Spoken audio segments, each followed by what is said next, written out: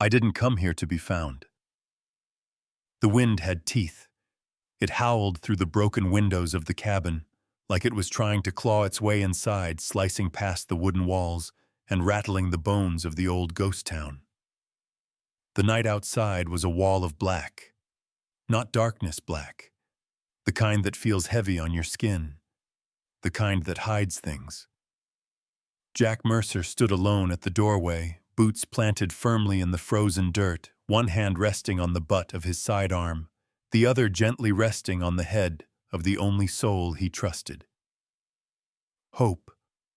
She was trembling not from the cold. Jack could feel it. Her breathing was short, ears pinned back, body taut like a coiled spring.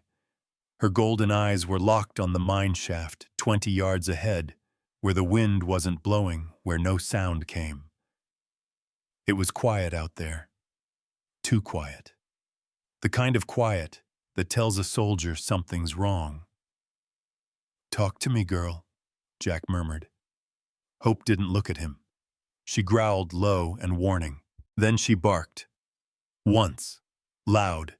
Sharp. Jack tensed. He hadn't heard that bark since Kandahar, since the night her alert saved his squad from walking straight into an ambush. Now she was staring down the old mine like it held the same kind of danger. He stepped back into the cabin and quietly shut the door.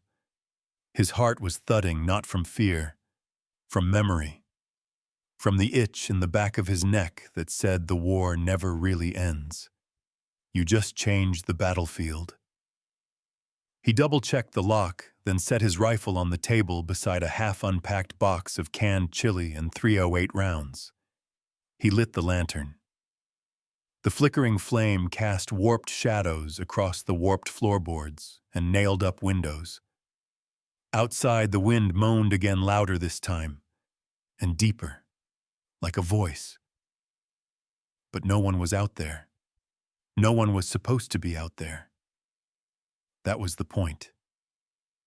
12 hours earlier, Jack had killed the engine on the old F-150 as he crested the rise overlooking Echo Ridge.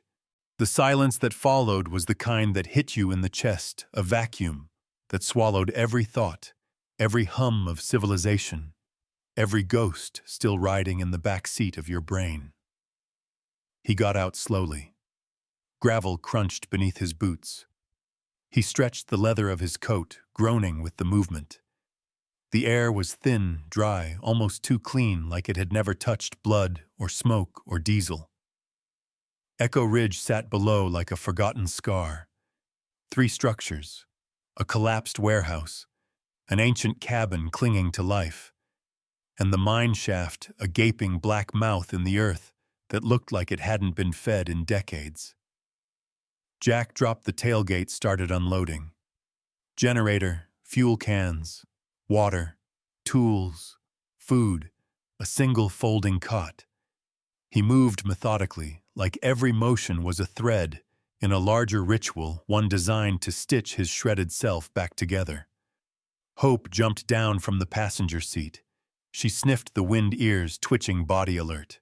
"This is it," Jack said more to himself than her. Home. Hope didn't wag her tail. She stood close to him, pressing against his leg, eyes scanning the ridgeline like something might be watching. He ignored it. Didn't want to ruin the first feeling of peace he'd had in years. After all, he'd picked this place for a reason. No people. No noise. No past. That peace lasted less than an hour. Jack had just finished bolting the solar charger to the side of the cabin when he saw Hope at the edge of the clearing. Frozen. Ears forward. Tail straight. Eyes locked on the mineshaft. Again. Hope, no response. Just a soft, almost imperceptible whine. He walked over, crouched beside her. She was stiff. Her hackles were up. "I don't see anything," he said. But she wasn't looking with her eyes. She was listening, sensing, processing a language older than words. Something was off. Something was there. Jack slowly turned toward the shaft, and for the first time since arriving, he felt it too. Heavy. Watching. Like stepping into a church where someone just finished crying. It wasn't fear. Not exactly. It was recognition. Of pain. Of desperation. Of ghosts. Hope whined again softly. He swallowed. Let's go. Inside the cabin, Jack fed logs into the wood stove. The heat pushed back the chill, but not the silence. That damn silence. It was thicker now, denser, not peaceful, not anymore. He poured kibble into Hope's bowl. She didn't eat. Instead, she lay at the door, eyes trained on the mine like she was waiting for something to crawl out of it. Jack sat down at the edge of the cot, rubbed his palms together. I looked around. There was no sound but the fire and his breathing. I didn't come here to be found, he muttered. But maybe he already had been. Later that night, Hope woke him with a low growl. Jack jolted upright, grabbed his rifle, heart hammering. She was at the window, staring again. Outside, something shifted. A shape. A flicker. It disappeared. Jack pressed his forehead to the cold glass. Then he saw it. A faint orange glow curling upward from behind the mine shaft. Smoke. Someone was out there. Someone was already here. And they'd been trying to stay hidden. Sometimes a dog sees what a man refuses to. The snow had fallen silently through the night, blanketing Echo Ridge in a pale, merciless stillness. Morning didn't come with light. It came with a dim, gray fog and a cold that seemed to seep through the wood bone and memory. Jack Mercer stood on the porch with a thermos of black coffee, his breath visible in the air. The world was still, but not empty. Hope was already out there, tail low posture, rigid nose toward the mine again. She hadn't slept. Neither had Jack. He'd seen that he wasn't hallucinating. The thin column of smoke behind the mine had been real. Someone was out there, and they didn't want to be seen. Hope paced a tight circle in the snow, then turned to Jack and barked. One short, purposeful bark. Jack set down the thermos. "You're not gonna let this go, huh?" She whined, tail flicking. Not afraid, insistent. Jack pulled on his coat, clipped the rifle to his back, and grabbed a flashlight. He looked out at the mouth of the mine. Something deep in his gut twisted. There was a difference between solitude and secrets. Solitude didn't hide smoke. He followed Hope across the snow-covered clearing, each step crunching under his boots. When they reached the mouth of the mine, Hope stopped. She didn't enter. She turned to him, ears pinned slightly back. "Sometimes a dog sees what a man refuses to," he muttered. Jack drew his flashlight and stepped inside. The cold air shifted immediately, thicker, damper, sour with mold and iron. The beam of his flashlight cut through the dark like a knife catching on rusted tracks, broken timbers, discarded tools. Echo Ridge. Mine hadn't seen a worker in decades, but someone had been here recently. He quickly caught a scuffed footprint in the dust. Then two more. Small. One of them had staggered. Then he saw the blanket. A frayed wool thing balled behind a support beam, partly hidden by a collapsed barrel. Then the whisper, soft, weak, but there. He swung the light. Two sets of eyes stared back. Wide. Terrified. Humans. The man stood fast, arm outstretched, shielding a woman and two children huddled together. The little girl's face was pale, her breath labored and wet. The boy looked no older than 10, hugging a torn backpack to his chest. The woman's expression held no panic, just exhaustion and resolve. The man stepped forward, raising a crowbar like it was a sword. Jack didn't move. "I don't want trouble," the man said in accented English. Jack raised both hands slightly. "You got a sick kid." The woman pulled the girl close, whispering in Spanish. Jack couldn't make it out. "I'm not ICE. I'm not the cop," Jack said. "I live here." The man's eyes narrowed. "You saw smoke?" Jack nodded. "You got about 2 hours before the air in here starts freezing lungs." "And she?" He looked at the girl again. "She's not going to make it if she keeps breathing this air." "We'll go," the man said. "We'll leave. Just give us a little time." Jack looked at the girl again. She couldn't have been more than 6. Her lips were tinged blue. Each breath rattled like an old engine running on fumes. "You're not going anywhere," Jack said. "Not with her like that." He backed away, slowly turned, and walked out of the mine. Hope was waiting, pacing, tail flicking. Back at the cabin, Jack dumped out a crate of supplies, thermal blankets, cans of food, sealed water bottles, a half-used inhaler. He wasn't sure still worked, and a pack of antibiotics from an old med kit he'd never thrown away. He stuffed them all into a duffel and tied the top tight. He walked it out to the mouth of the mine and set it down. Hope sat beside it and didn't move. Jack knelt, stroked her ear. "Watch over them." He turned and walked away. Later that afternoon, he heard the crunch of boots approaching. Jack stood from the workbench inside the cabin and reached for the rifle out of instinct.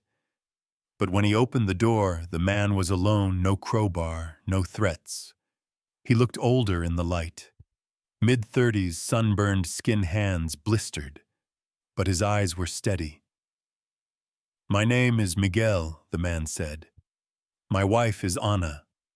The kids are Luis and Sofia." Jack nodded once. "She's really sick." Miguel glanced down. "We were supposed to meet someone in Bishop, but the man took our money and left us near the canyon. We walked for 3 days. We found the mine. Then the snow started." Jack didn't say anything for a long time. Then, "There's a storm coming, bigger than what we just had. Days long." Miguel swallowed. "We have nowhere to go. I didn't say I was sending you away." Miguel looked up. "Why help us?" Jack didn't have a good answer. Just images. Flashes of a different girl. A sandstorm. Blood. A scream he still woke up hearing. "Have you ever carried a dying child through a war zone?" Jack asked. Miguel blinked. "No." Jack nodded. "I did. I don't plan on carrying another." He turned away, motioned Miguel inside. Hope barked once low and firm from the ridge near the mine. That night, Jack made a decision. He couldn't bring them into the cabin without the law sniffing around, but he could make the mine safer, reinforce it, insulate it. He had tarps, ropes, and heating packs. He could show Miguel how, and he would. Because there was no one else out here. Because they had a child. Because Hope hadn't rested in days, and now she was asleep by the fire, finally calm. Before dawn, Jack stood outside the cabin, staring toward the mine. Smoke curled upward from a hidden vent Miguel had made barely visible. Controlled. Subtle. Hope sat beside him. "You were right," Jack said softly. She licked his hand, then rested her head on his boot. He knew what came next. The world never let you do a good deed without making you pay for it. And someone would come looking. He just didn't know when. A soldier's eyes, a father's stare. I've seen that look before, not on enemies, but on men who've already lost everything. Jack Mercer couldn't get that thought out of his head as he worked beside Miguel in the biting cold.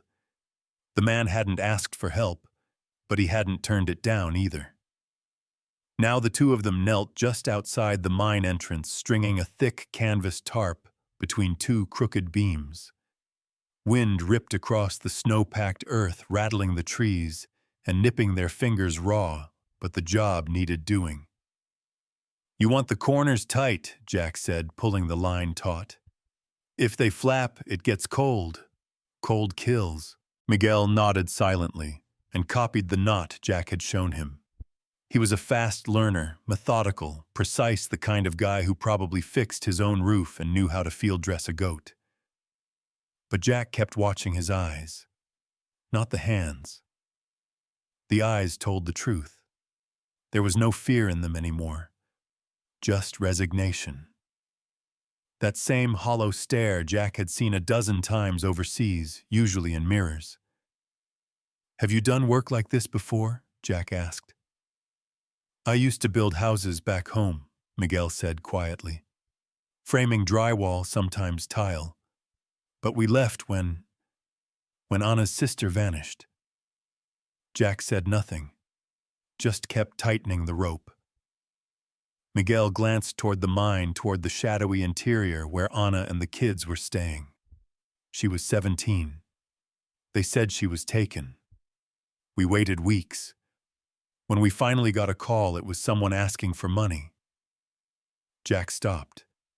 Ransom Miguel nodded. They sent a photo. Just her eyes. She was crying. We never heard anything else. Jack turned away and sliced the rope clean with his knife. "I'm sorry." Miguel shrugged. "I thought if we got here we'd start fresh. Maybe we'd be safe." Jack didn't have the heart to tell him there was no such thing. Not in Echo Ridge. Not in this country. Not anymore. Hope barked from a short distance away, drawing both their attention. She was standing near the ridge above the mine, head low tail, still watching the trail. Jack stepped up beside her, raising a hand to shield his eyes from the glare. A figure. No, two. Walking the tree line 100 yards off. Jack's pulse picked up. "Stay here," he told Miguel. He moved quickly, keeping to the side of the hill where the snow drifts piled deep. His boots were silent on the crusted top layer. He dropped to a crouch behind a boulder and lifted his binoculars.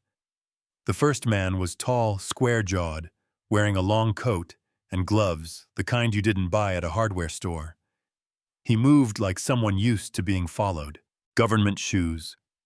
The second figure was a woman, younger, bundled in layers, holding a notepad. She was pointing toward the mine shaft as they talked. Jack muttered a curse. Ice. They didn't need dogs. Not when they had satellites, drones, databases. If someone tipped them off, they'd come sniffing. And they'd keep sniffing until they found something. He slid back down the hill and returned to the clearing. "Pack the extra blankets," he told Miguel. "Tight. If you hear Hope bark twice, stay inside the mine. No light. No sound." "Understood." Miguel didn't ask questions. He just nodded and disappeared inside. By the time the black SUV rolled into the clearing, Jack was sitting on a tree stump, axe in hand, splitting kindling. Hope sat nearby, tail thumping lazily in the snow, like this was just another day in paradise. Agent Cole Harper stepped out of the vehicle like he owned the land. Clean cut. Confidence. Cold eyes. The woman behind him didn't say a word, just scribbled on her pad. Mr. Mercer, Harper said, walking forward, glancing around. "Heard you've been busy up here." Jack didn't respond right away. He just split another log. Harper smiled like a man trying not to. "Can't blame you. Towns like this might as well put it to use. Still, it's important we follow up on every report." Jack finally looked up. Report of what Harper's smile vanished. Undocumented activity. This is private land. You filed your purchase last fall. But technically, the federal perimeter around inactive mines allows for surprise inspections. He patted the folder under his arm. Jack stared at him. You have a warrant, not yet. Just asking questions. Jack stood wiping his hands on his jeans. Then ask. Harper glanced at the cabin, then at the mine. Hope growled low. Harper shifted his weight. You got any guests, Mr. Mercer? No. No strange vehicles? Campfires? Nope. The woman wrote something down. Harper gave a thin smile. We'll be in the area for a few days. You need anything, let us know. Sure, Jack said flatly. The SUV backed out, tires crunching on gravel. Jack waited until they were gone before breathing again. That night, after ensuring the Reyes family was still safe, Jack returned to the cabin. He lit the stove, sat in the glow of orange firelight, and reached into a drawer. Inside was a photograph. Faded, wrinkled. A girl with wild dark curls and a missing front tooth wearing a UNICEF t-shirt 2 sizes too big. Her name was Noura. She'd died in Jack's arms in Fallujah, choking on dust and fear and a collapsed lung. He hadn't saved her. He hadn't saved any of them. But maybe this time.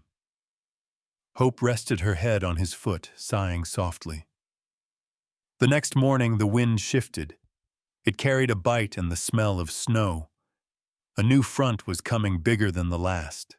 Jack stood at the ridge again, watching the storm form on the horizon. He needed a plan. Sophia wasn't getting better. The cold would only make things worse. He thought about the old ranger outpost he'd seen on the survey map. It was miles away over terrain no sane man would cross in winter. But it had solar panels, a radio tower, and medical supplies. Maybe even a generator. If he could get there, they might have a shot. But getting there meant one thing: going back into the mountains. And this time, he wouldn't be going alone. The storm and the badge. You bought the silence, but I enforce the law. Agent Cole Harper stood at the edge of the clearing, boots planted, coat zipped up to the chin. His SUV sat behind him, tires half buried in fresh snow, engine still running. The woman who'd been with him before, his silent note-taker, wasn't with him this time.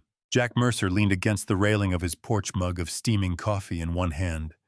Rifle leaned upright beside the door. Hope stood by the steps, body still, eyes fixed on Harper, like he was prey that hadn't decided whether to run or bite. Harper gave a practiced smile. Didn't expect another storm so soon, did you? Jack didn't answer.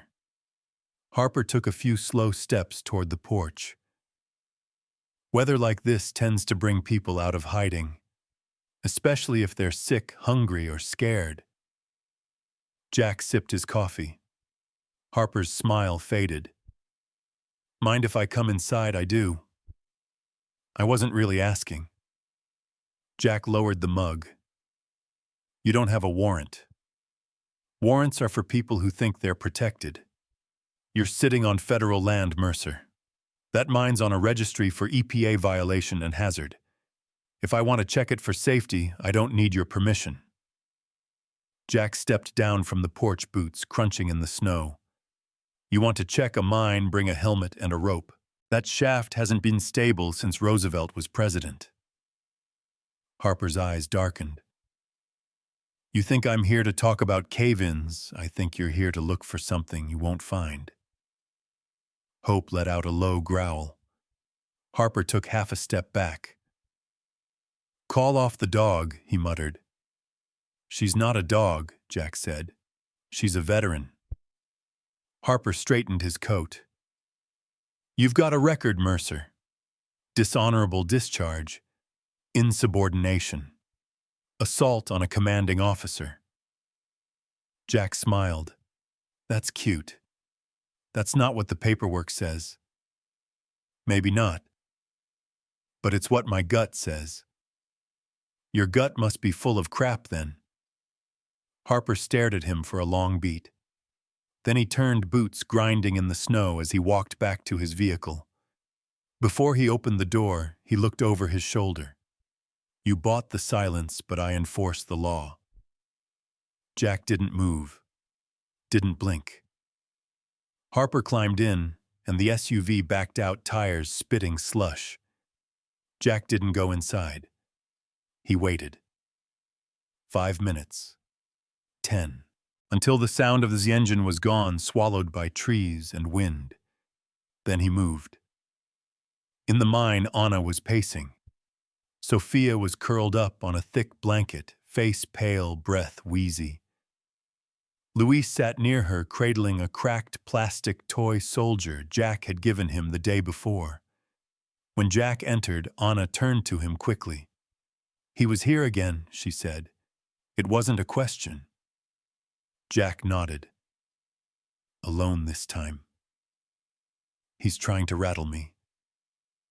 Miguel stood near the wall, sharpening a rusted piece of rebar into something resembling a knife.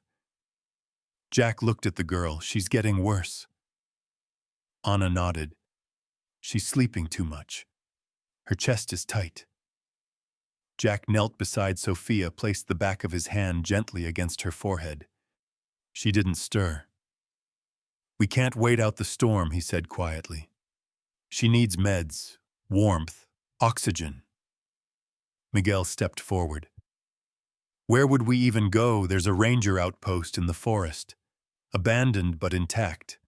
Solar battery bank, first aid. If it hasn't been picked clean, it might have what we need. Anna looked doubtful. And it's safe, no. But it's better than staying here. Hope barked once from outside the mine. Jack stood. Get what you can carry. Blankets, food, water, no lights. We move at dusk. Miguel looked toward Sophia, his jaw clenched. She can't walk. Then we carry her. Back at the cabin, Jack rolled out maps on his workbench. The ranger outpost was 8 miles east through forest and frozen ridges. The path was narrow, most of it off-trail. He'd hiked it in the fall alone in daylight, with dry boots and no child in his arms. This would be different. Hope lay at his feet, tail flicking. She hadn't looked this focused since her deployment days.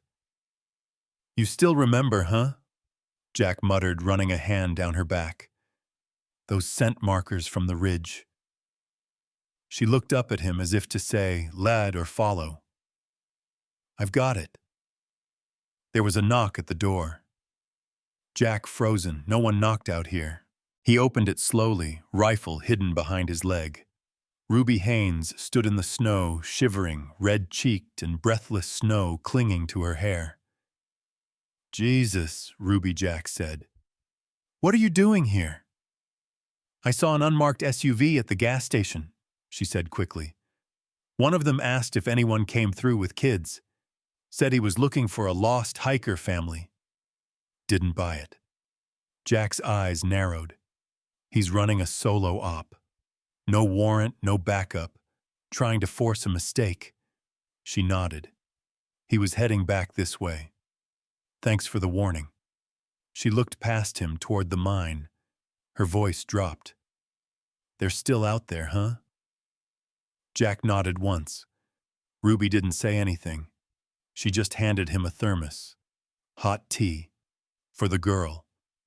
If you're leaving, go before midnight. Snow's coming heavy tomorrow. Jack took it. You didn't see anything. I never do, she said. Then she turned and disappeared into the storm.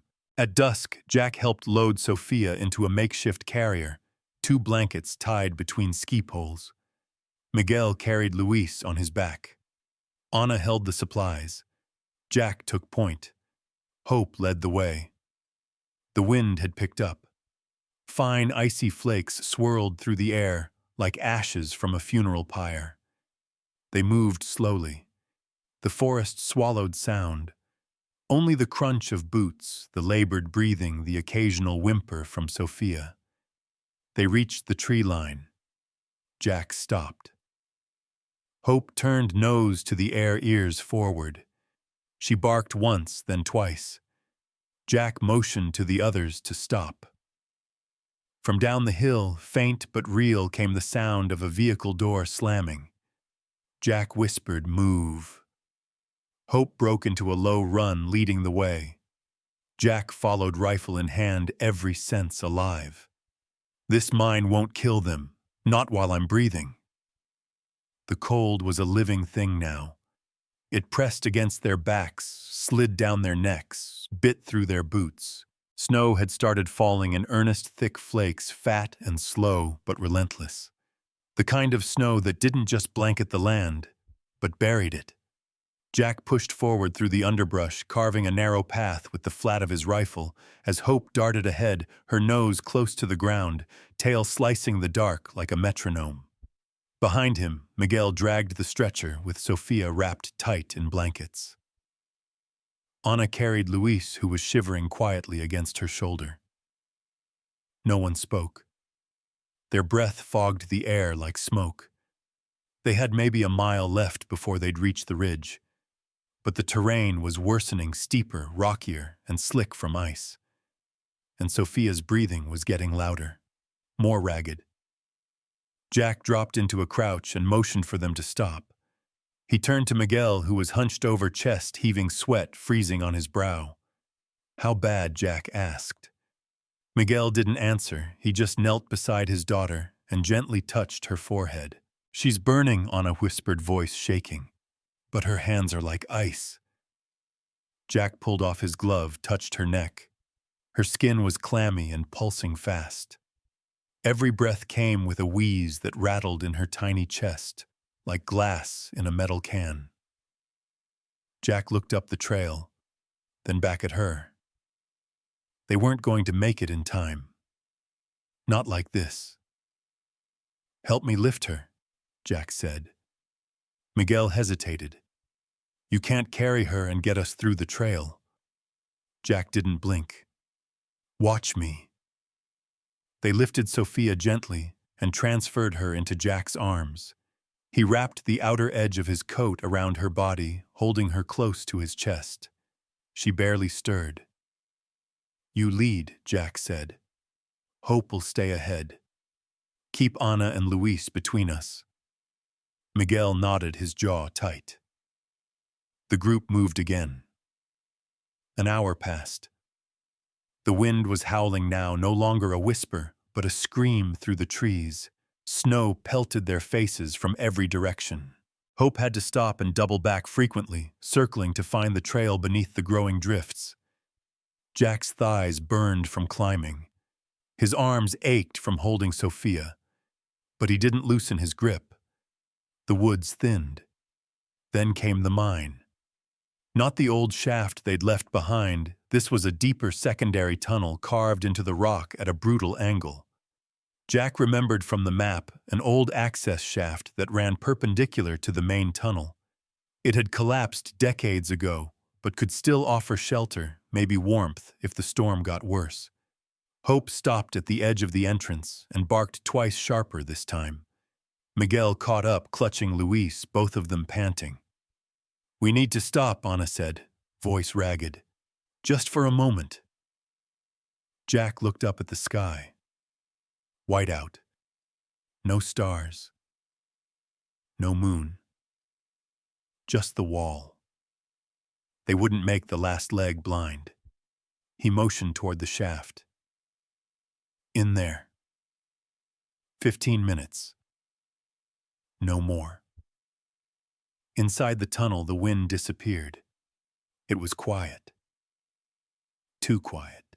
Jack laid Sophia down gently on a dry patch of ground and pulled off his coat, wrapping it beneath her. Her breaths were shallow now. Her lips are blue. Her eyes barely open. He fished into his pack and pulled out a tiny inhaler. He hadn't used it in over a year, but maybe... He pressed it to her lips. "Come on, sweetheart." Just breathe. A short, rattling breath. Then another. Then a cough. She gasped, and a thin, reedy sound escaped her throat. But it was something. Jack exhaled for the first time in hours. Anna burst into tears. They built a small fire in a hollowed corner of the shaft, using dry pine needles and scraps of tarp. Miguel fanned the flame while Jack reinforced the entrance with a sheet of plastic and a collapsed steel gate they found rusting nearby. The tunnel creaked above them, but held. "This mine won't kill them," Jack muttered under his breath, jamming a wedge of rock beneath the support beam. "Not while I'm breathing." Hope lay beside Sophia now, her body curled around the girls like a shield. She didn't move, just watched the entrance, alert, ready. Hours passed in flickers of flame and silence. Miguel dozed, still sitting upright.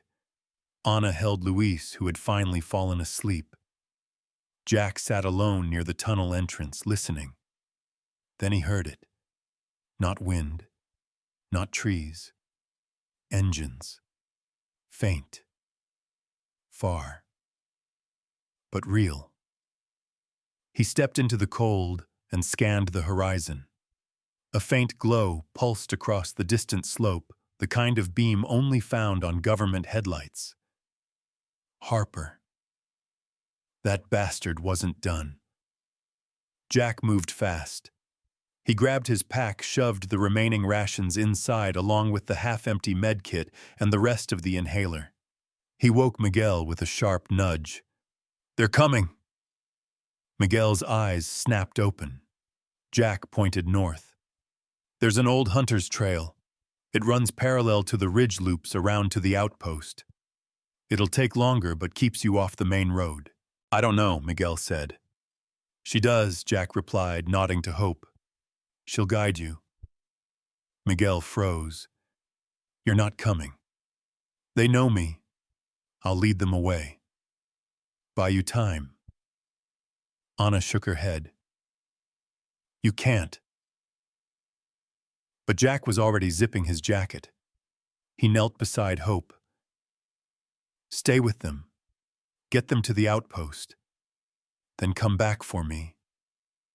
Hope looked up at him, unmoving. "That's an order, soldier." She licked his hand once, then patted over to Anna and Luis. Jack turned to Miguel. "Leave in 5 minutes. No sound. No light. If you hear gunfire, don't stop." Miguel grabbed his arm. "We owe you our lives." Jack looked him dead in the eye. "You owe me nothing. Just get her out of here." As Jack stepped back into the storm rifle, slung wind roaring in his ears, he felt something inside him tighten, not fear, not anger, purpose. He disappeared into the white, a shadow among shadows. "I couldn't save her then, but I might save this one." The storm swallowed him whole.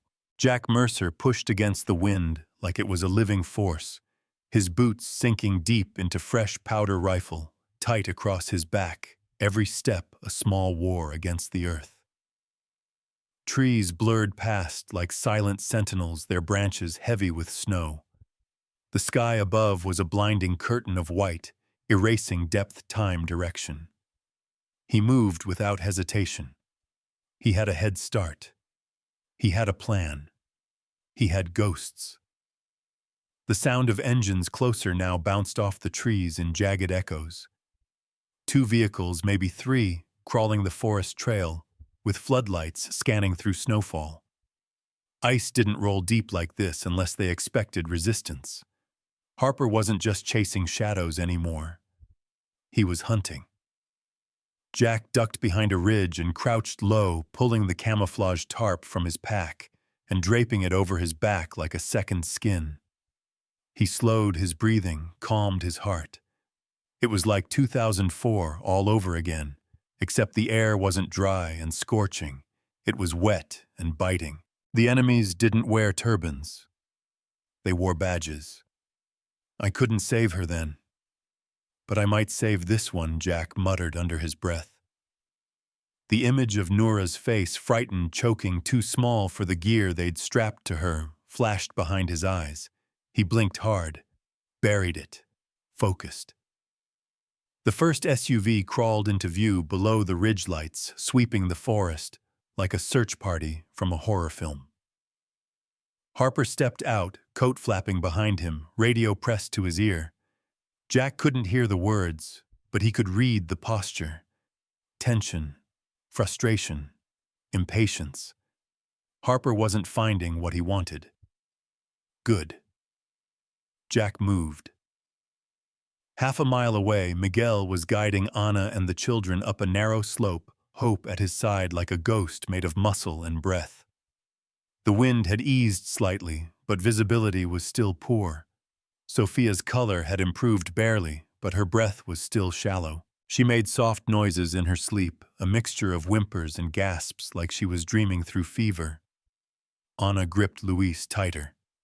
"We can't stop," she whispered. "We won't," Miguel replied. "Jack's buying us time." Hope barked once and took off ahead. Miguel trusted her without question. The dog never doubted, never hesitated. Neither could he. Back near the ridge, Jack dropped to his belly and crawled beneath a fallen log. He reached into his coat pocket and pulled out a flare. He checked the wind, calculated the angle, and waited. 30 seconds later, a second SUV crept into the clearing spotlight, sweeping. Jack struck the flare. A blast of red light shot into the air like blood against the white sky. Harper spun toward it. "North Ridge," he barked. "Flare signal." All three vehicles gunned their engines and veered north. Jack took off in the opposite direction, moving fast, low, tight. Not a sprint, never a sprint. That's how you die out here. He moved like a shadow, sliding through the storm, vanishing beneath the brush line. 20 minutes later, Jack hit the ravine. It was narrow, about 10 feet wide, with rocks slick from ice. He crossed it in 3 long bounds and then stopped. He grabbed a shovel from his pack's standard military foldout and started digging. He worked fast, carving deep into the snow, then slamming the edge of the shovel into the frozen dirt beneath. 10 feet long, 4 feet wide, enough to look like something was buried. He tossed a chunk of old cloth into the hole, a ripped jacket dusted with ash. Then he lit a second flare and buried the base. 5 minutes later, it would burn down and ignite the makeshift fire pit he'd laced with fuel gel. It would look like a grave. And from a distance, like a burn site. Let them chase bones that weren't there. Harper saw the second flare through the windshield. His jaw tightened. "Got him," he muttered. "Bastard's running." "Why burn a body?" one of the younger agents asked from the back seat. Harper didn't answer. He just grabbed his rifle and signaled the team. "Fan out. Now." Miguel and Anna reached the old fire watch station by dawn. It loomed ahead like a forgotten tower, steel legs creaking in the wind. The bottom floor was boarded up, but the upper level still had solar panels, some shattered, some intact. Hope barked twice, then sprinted to the far side where a hatch lay half buried in snow. Miguel pried it open. It was cold, dark, but dry. He lit a small emergency lamp. A radio, a cot, medical supplies. Miguel laid Sophia gently on the cot, while Anna ripped open the first aid kit. She found oxygen, a mask, IV fluid, antibiotics. She began to cry. Luis reached for her hand. Hope sat quietly in the doorway, her chest rising and falling, watching. Waiting. Back in the woods, Jack was losing steam. His hands had gone numb. His rifle was heavy. His mind kept slipping to Noura. He remembered the dust, The heat, the screams, the way she'd looked at him like he could make the world stop burning. And then, how she didn't look at all. He growled, shaking the memory loose, and kept moving. A crack echoed behind him. A voice. Freeze! Jack dove sideways. Snow exploded beside his leg. He rolled behind a fallen tree and raised his rifle. Another voice. We have you surrounded. Jack didn't reply. He fired one warning shot over their heads. Then silence. His breath came in gasps. He checked the map again. He was only a mile from the station. If they followed him there... No. He wouldn't lead them to the girl. Jack stood. Hands raised. Gun lowered. Harper emerged from the tree-line rifle, drawn, two other agents flanking him.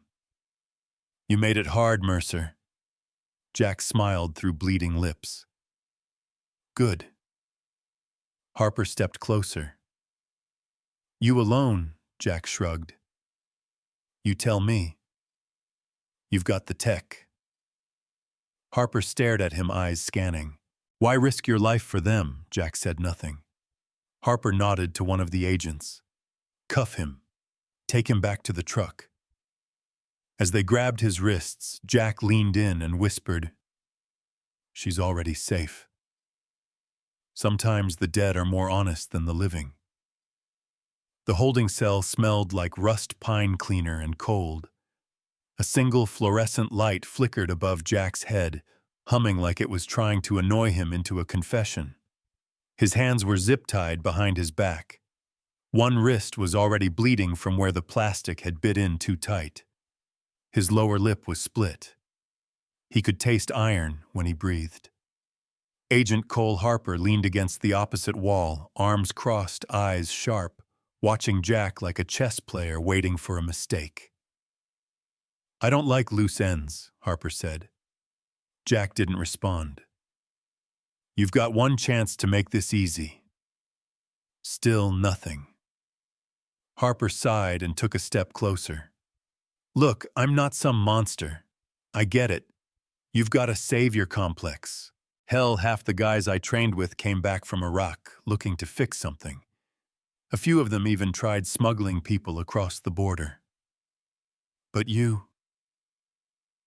not subtle. You staged a fire, scattered footprints, moved them through a whiteout. You didn't find them, Jack muttered. Harper raised an eyebrow. You found me. Harper's jaw clenched. She's sick. Mercer. That little girl won't last more than a few days without serious care. Jack met his eyes. Then maybe stop chasing the wrong man. Harper stood there for a moment, something flickering in his expression. Doubt. Guilt. Then it hardened. You know what I hate about guys like you? You wrap yourself in the flag when it suits you.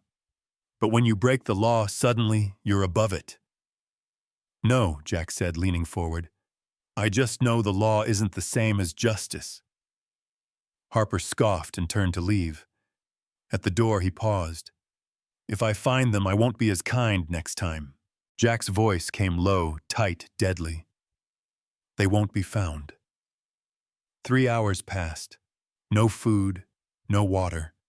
Just the light and the hum and the ache in Jack's back.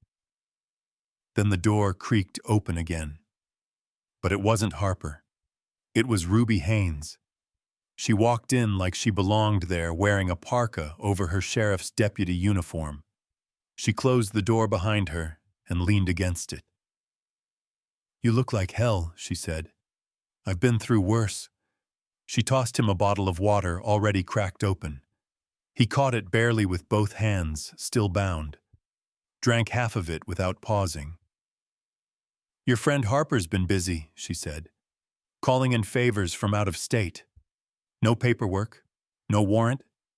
This whole operation's off the books. Jack wiped his mouth with the back of his hand. I figured. I did some digging, she continued. Found an old ranger report, dated 1993. A woman and her 2 kids were found dead in a mine shaft near Echo Ridge. Official cause carbon monoxide, but the report said their hands were bound. Jack frowned. That wasn't in the records I pulled. Because it got buried, Ruby said. A state official erased half the logs, but one ranger, Bo Thomas, kept a copy. His own notes. Said he didn't trust what the agency was doing. Jack sat up straighter. Bo Thomas. That's the name carved into the outpost desk. Ruby nodded. Thought you'd appreciate the full circle moment.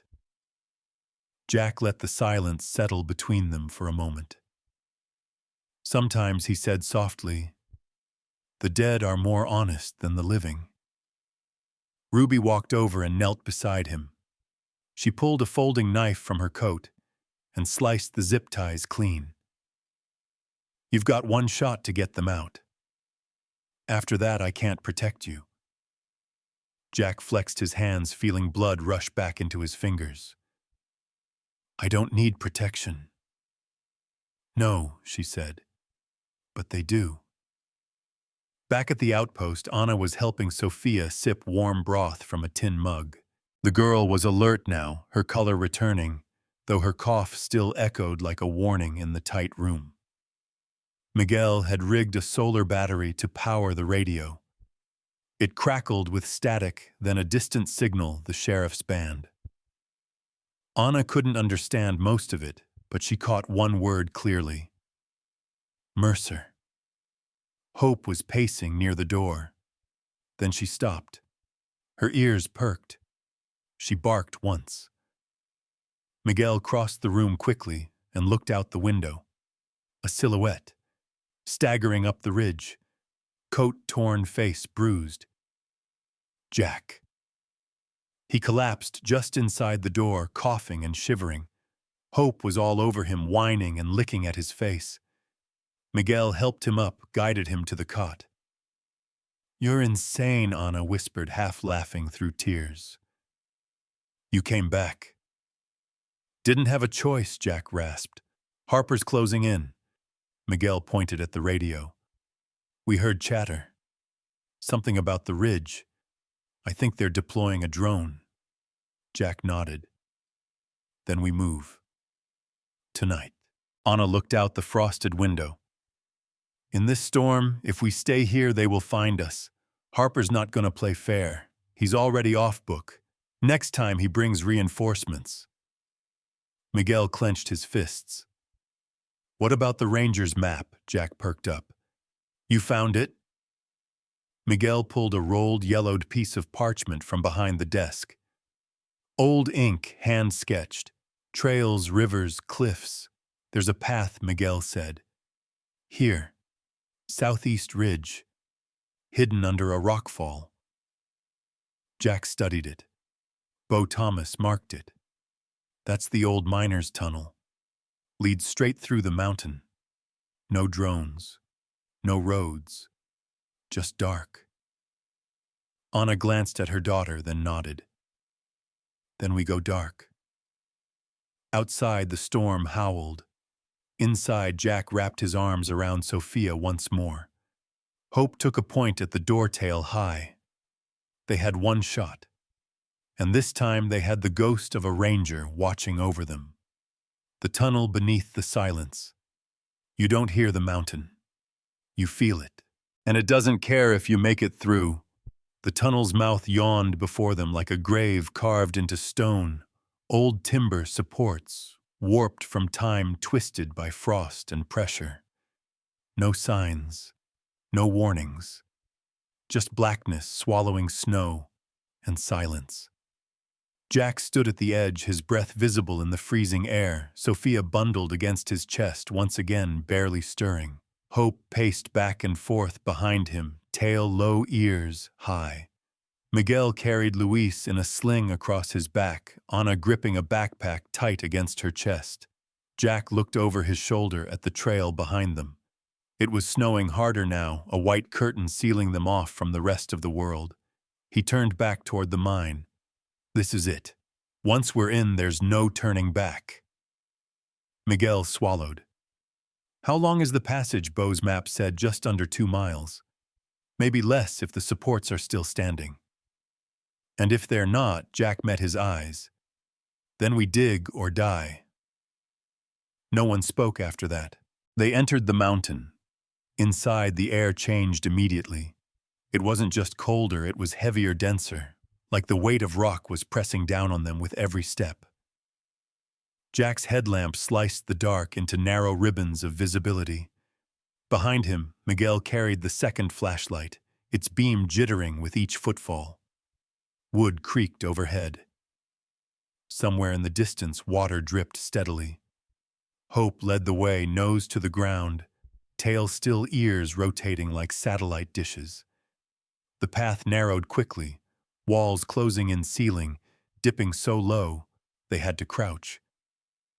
You don't hear the mountain, Jack whispered more to himself than to anyone else. You feel it, and it doesn't care if you make it through. Anna shivered behind him. Why would anyone build through this? Desperation, Jack answered. Greed. Or maybe they were just too proud to walk around. Miguel grunted. Sounds like America. Jack didn't disagree. After 15 minutes, the tunnel widened again into a small junction room. Rusted carts sat on twisted rails. An old sign, its letters half-rotted, read, South Shaft, Danger, Unstable. Hope stopped, growled low. Jack raised his hand. Everyone froze. He scanned the tunnel behind them. Dark, silent, then faint. A flicker. Jack's heart punched his ribs. Kill the lights, he hissed. The beams vanished. Now only darkness, and the sound of distant movement. Boots, multiple pairs. He leaned in close to Miguel. They followed us. Anna gasped. Jack pulled his coat tighter around Sophia. We keep moving. Fast. No light unless it's life or death. Stay close to the walls. Miguel shifted Luis higher on his back. What if the path splits again? Hope knows the scent markers. She'll guide us, and if they see her... Jack glanced at his dog, now rigid and poised like a coiled spring. They won't. They moved as shadows. Fingers brushed cold stone. Mouths stayed shut. At one point, the ceiling dipped again, and Jack had to crawl, dragging Sophia through on his belly. Her breathing wheezed louder in the silence, but she was still alive, still holding on. Behind them, the boots drew closer. Jack could hear radios now. Static, murmurs, Harper's voice. The tunnel splits ahead. Fan out! Jack hissed to Miguel, we need to lose them. Miguel whispered. There was a branch we passed 20 yards back. Jack thought fast. Go. I'll circle back, cover our scent. Anna grabbed his arm. No, I know what I'm doing. He pressed Sophia into her arms gently. She trusts you. Then he turned and melted back into the darkness. Miguel led the others into the side shaft. It sloped downward, steep but clear. Hope moved ahead, quiet and sure. Anna followed, clutching Sophia with both arms, her legs burning with each step. They didn't speak again until they reached a cavern chamber where water pooled at the bottom and the walls shimmered with old veins of quartz. Miguel dropped to his knees, catching his breath. Anna set Sophia down gently on a blanket, checking her pulse, her skin. Still breathing, still burning up. We can't stop long, Miguel said, peering back into the tunnel. He'll catch up. Unless they caught him first, Anna said softly. Jack was lying flat along a ridge of broken rail when Harper passed directly below. The ice agent's flashlight beam sliced through the dark, resting briefly on a wall where Jack had smeared dust to create a fake trail. Footprints, finger scrapes. Just enough chaos to sell it. "Keep going," Harper barked. "They're panicking. They're close." He moved on. Jack waited, counted, then slipped behind them like a ghost. They reunited near the last stretch of tunnel just before a massive steel grate sealed off the final exit. The tunnel had been caved in once, but the ranger's map had marked a bolt-release gate beside the blockage. A backup escape route, if it still worked. Hope scratched at the wall. Jack ran his fingers along the surface until he found a hidden latch. Pulled. The metal groaned but didn't open. He pulled again, harder. Still stuck. "Move," Miguel said, stepping up with a chunk of rail. He swung it. Crash! The lock shattered. The gate yawned open with a rusty howl. "Go," Jack hissed. Hope darted through. Ana carried Sofia. Miguel followed with Luis. Jack stepped in last, and a bullet ricocheted off the wall beside his head. "Move!" he yelled. He shoved the gate closed behind him. Another shot rang out. Hope barked wildly, but they were through, free. They didn't stop until the forest wrapped around them again, deep pines, snow falling slower now, the storm finally easing. A faint pink glow touched the clouds. Dawn. Sofia stirred against Anna's chest, eyes fluttering open. "Mama," she rasped. Anna broke. Miguel dropped to his knees and wept. Jack stood still. Hope beside him, watching the trees. When silence breaks. There's a point where silence becomes complicity. I'm not crossing that line again. The forest was still, almost too still. Snow clung to the boughs like the last breath of winter, muted and heavy. Sunlight had begun to filter through the canopy in faint gold streaks, but it brought no warmth. Just the illusion of safety. Jack crouched beside a fallen pine rifle braced against his knee, eyes sweeping the tree line behind them. His breath fogged the air, shallow and steady. He didn't trust it yet. Not the silence. Not the moment. Not even dawn. Hope stood at his side, ears high, posture tight. They weren't being followed. Not yet. Behind them, Anna rocked Sofia, gently wrapped in every layer they had, cheeks flushed from fever, but breathing easier. Luis sat beside her, holding her hand, whispering something in Spanish Jack didn't catch, but didn't interrupt. Miguel stood a few feet off, hands on his hips, scanning the ridgeline they'd crossed. "We need to keep moving," Jack said. "We're exposed here." Miguel didn't argue. He walked over and crouched by Anna, placing a hand on her shoulder. "Can she handle it?" Anna nodded slowly.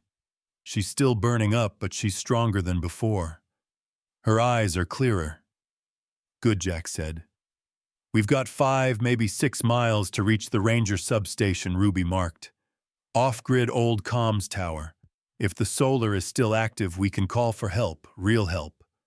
Miguel glanced at him. "You think Ruby's still covering us? She's the reason I'm out of that cell. And the only reason Harper hasn't called in air surveillance is because he doesn't want any official eyes on what he's doing." Anna's eyes narrowed. "And when he realizes we're not in the tunnel, he'll burn the mountain down to find us." Jack looked at each of them. "There's a point where silence becomes complicity," he said, voice low. "I'm not crossing that line again." They moved fast. The snow had thinned, revealing patches of earth and wet stone. Every step was a gamble, soft ground, hidden ice-broken roots, but they didn't stop. Jack took point, guiding them across a stretch of broken trail that wound through ravines and outcroppings like a scar. Hope led them through shortcuts only she could have remembered. Old scent markers, hand-dug trenches, tracks that didn't exist on any map. She was more than a dog out here. She was a compass drawn in muscle and instinct. At one point, they passed the rusted skeleton of a fire lookout tower. Its ladder was snapped halfway up, and a faded U.S. Forest Service sign dangled from one nail, squeaking softly in the wind. Luis looked up at it.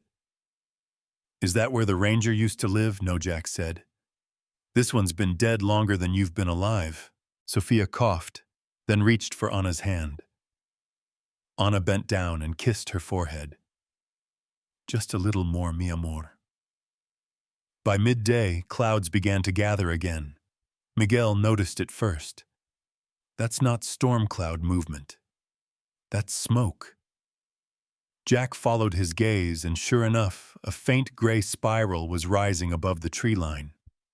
Controlled burn, maybe, but the acrid and oily food didn't match the forest fire. That was rubber, fuel, vehicles. "They're circling," Jack muttered, "probably backtracking from the ridge. He'll triangulate our exit route if we don't divert." Anna tightened her grip on Sophia. Jack made a call. "We split." Miguel frowned. "No. It's the only way. You, Anna, and the kids take Hope and go straight for the substation. I'll head west, create a false trail. If they follow me, you get to safety. If they don't, I'll catch up." "I don't like it," Anna said. "Neither do I," Jack replied. "But it's what works." Miguel reached out, squeezed his shoulder. "You sure?" Jack offered a thin smile. "You already saw what I'm capable of when I'm sure." Hope hesitated, then walked over to Jack, bumping her head against his thigh. He knelt beside her. "I need you to lead them now. You hear me? They need you more than I do." She looked into his eyes, still as stone, then turned and padded over to Luis and Sophia. Decision made. As Jack broke away, he moved fast, leaving broken branches, staggered boot prints, and bent saplings enough to simulate a struggling man moving with a heavy load. He knew Harper would find it, knew it would draw bloodhounds and boots in this direction. That was the plan. But it wasn't just a tactical maneuver. Jack needed this, to walk into the fire again, to face down the kind of men he used to be shoulder to shoulder with, to refuse them. At the substation, Hope led Anna and Miguel to a rusted steel door covered in moss and old bullet holes. Miguel kicked it in with 2 tries. Inside, old batteries, solar inverters, a busted desk, and a radio. Anna moved fast. She connected the inverter, adjusted the dials, and scanned frequencies. Static, then click. A voice. "This is Forest Service Relay 7. Go ahead." Anna pressed the mic. "This is civilian emergency traffic. We have 2 minors with medical needs pursued by armed federal agents acting without warrant. We need immediate evac." Silence. Then, "Copy that. Confirm location." She read the coordinates off the map pinned to the wall. The voice replied, "ETA 35 minutes. Hold position. Do not transmit again." She dropped the mic. "They're coming." Miguel slumped against the wall, laughing from exhaustion. Hope sat in the doorway watching the wind, waiting for her soldier to return. Jack heard the ATV before he saw the lights. 3 riders, Harper in front. He stepped out of the trees like he owned them, rifle across his chest, head high. Mercer Harper called. "Where are the kids?" Jack held his hands out. "I made a choice." Harper raised a hand. Agents fanned out. Jack didn't flinch. "You don't want this fight," he said. "Not here. Not on record." "You think this is about records?" Harper stepped closer. Jack's eyes were steel. "You're on the wrong side of history, Cole." Harper raised his rifle. But before he could speak, a helicopter roared overhead. Lights, sirens, Forest Service. State troopers. Jack smiled. Harper's shoulders sagged. You called them in. Jack didn't answer. He didn't need to. The ground remembers what men try to bury. Snow spiraled beneath the chopper's blades as it touched down near the substation, kicking up dust pine needles and shards of frozen air. Searchlights swept across the clearing. A group of state rangers, EMTs, and 2 armed sheriff's deputies dropped from the skids and fanned out in practiced formation. No words, just hand signals, just purpose. Miguel stepped out first, arms raised, face streaked with cold and ash. Behind him, Ana held Sofia wrapped tight in Jack's old military coat, and Luis clung to her like an extension of her body. Hope stood between them and the world, rigid, unmoving. A ranger approached with caution. We got your call. You said children in danger, federal misconduct, possible armed conflict. Miguel nodded. That's all of that. And worse. Sofia coughed softly. The ranger knelt beside her, radioing something back toward the helicopter. EMTs moved in with oxygen and thermal wraps. Ana wouldn't let go at first, not until they gave her a warm nod and said, She'll be safe now. Luis tugged at her sleeve. Where's Jack? Ana turned to the woods. Still no sign. Jack stood across from Harper as the 2 other ICE agents were disarmed by arriving deputies. The air was thick with tension, federal uniforms clashing against state patches, guns still holstered, but eyes ready. Harper didn't move. His jaw worked, teeth grinding beneath the weight of what was unraveling around him. You don't know what you've done, he hissed at Jack. Jack didn't flinch. I didn't do anything. You did. I just made sure someone was watching this time. One of the deputies held up a state badge. We've got orders to detain all parties involved until we sort this out. That includes your agents. Harper glared. They're acting under federal jurisdiction. The deputy pointed to the ridge. That jurisdiction ended the moment you crossed into protected forest without notification, with armed force in pursuit of civilians without warrant. Jack looked down at the snow under his boots. Thin streaks of red had begun to bleed through the surface. Not fresh blood rust. Old iron. Decay. Beneath it, bones no one ever marked. The ground remembers what men try to bury, he said softly. Harper spat in the dirt. What do you think you're proving? Jack stepped forward. Those ghosts don't stay buried, especially not the ones you create. Later, as the sun arched high enough to burn through the cloud cover, the entire crew stood at the edge of the old Echo Ridge site. Ruby Haynes had arrived in person now, badge clipped tight, eyes dark behind aviators. She and Jack stood near the entrance to the collapsed shaft, where years of rot and snow had sealed the truth behind a wall of stone and silence. But Jack had brought Beau Thomas's map, and now that the state was watching, Aufwand could stop them from digging. A forensic team moved in. Thermal scanners, ground-penetrating radar, soil samples. After 30 minutes, they found the first one. A shoe, children's size, wrapped in plastic, still tied. Ruby let out a breath like she'd been holding it for years. Jesus. Jack crouched beside the trench. They didn't just die. They were dumped, sealed inside.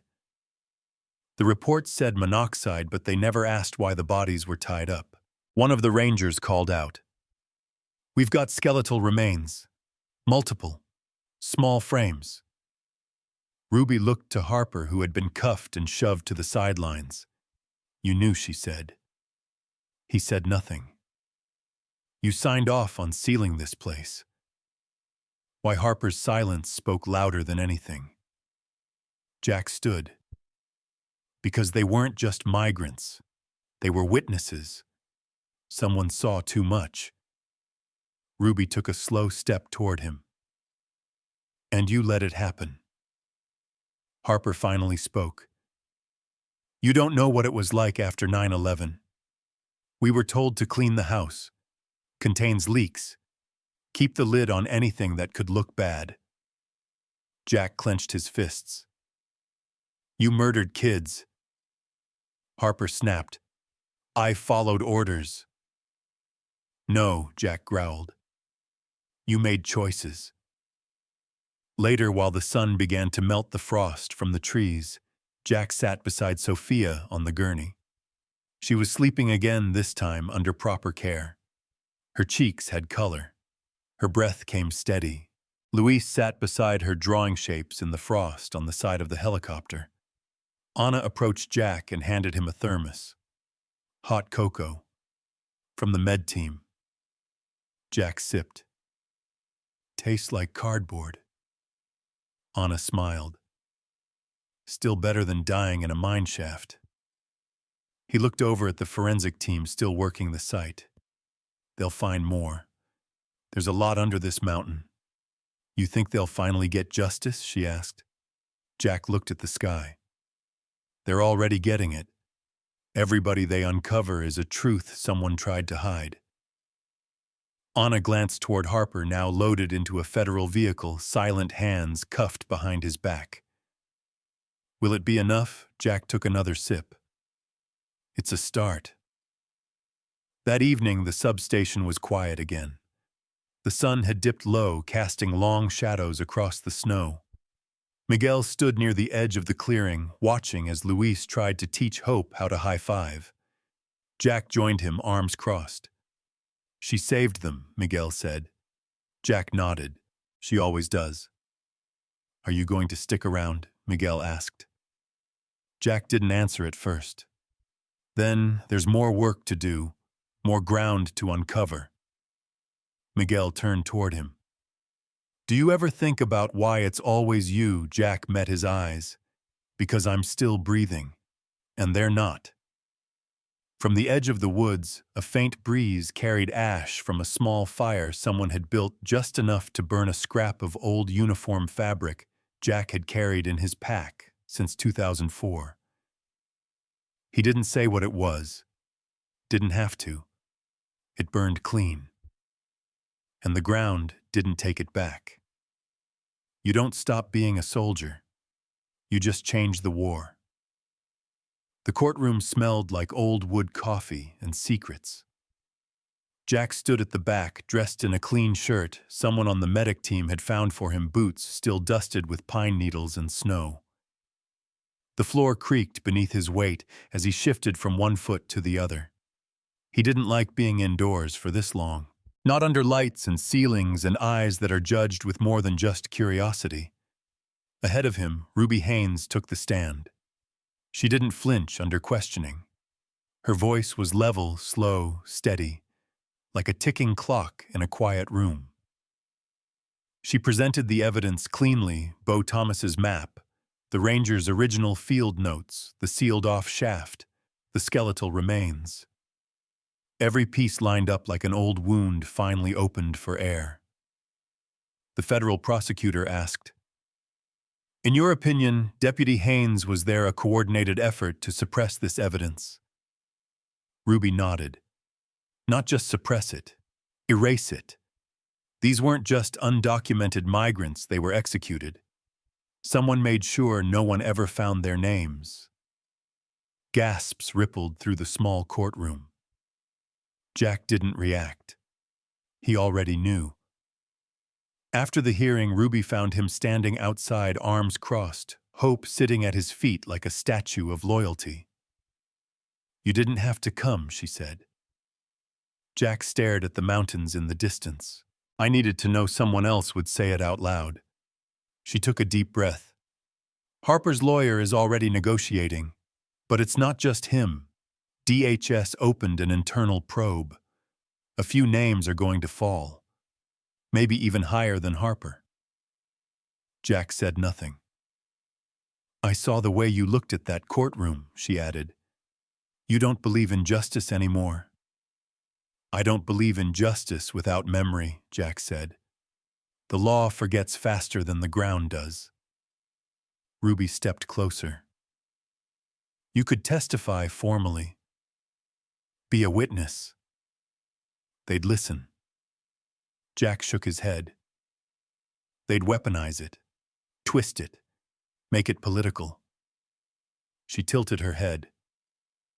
So what are you going to do?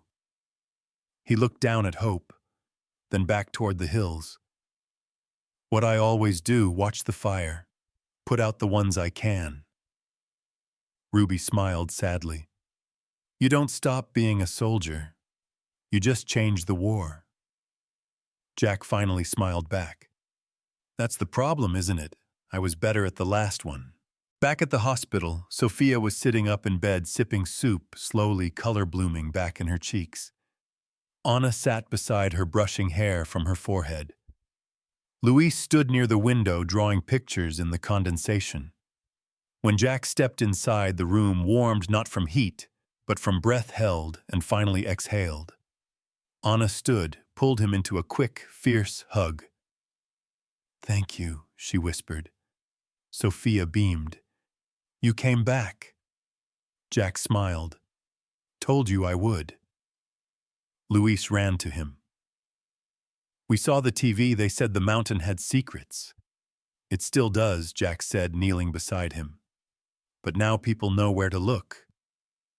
Miguel entered carrying a small bag of groceries. We got pudding. Hospital food still sucks. Jack laughed genuinely for the first time in weeks. They sat together for a while, talking, resting. For once, there was no need to rush. Later that evening, Jack stood in the hallway outside the hospital room, staring at a bulletin board full of hand-drawn cards from other kids. Messages of hope. Thanks. Prayers. Ruby joined him again. You know, if you're looking for a purpose, DHS is cleaning houses. There'll be holes to fill, oversight, reform teams. Jack raised an eyebrow. Are you offering me a desk job? She shrugged. No desk. Just a badge. A voice in the room when it matters. I already had that once, he said quietly. Didn't make a damn difference. She leaned against the wall. It might be now. Jack didn't answer. Because maybe, just maybe, she was right. 2 weeks passed. The snow began to melt.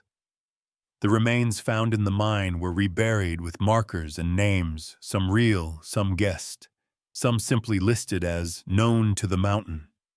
People came to mourn them. Others came to protest. Some came just to witness.